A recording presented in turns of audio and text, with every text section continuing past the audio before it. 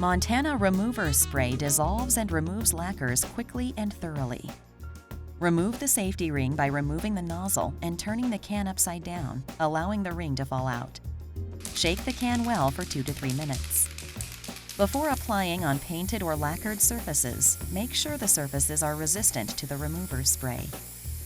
Apply Montana Remover Spray at a distance of 20 to 30 centimeters from the surface.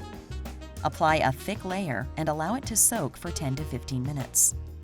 Depending on the quality and age of the paint to be removed, you may have to wait as much as 24 hours. Afterwards, the paint can be removed with a suitable tool.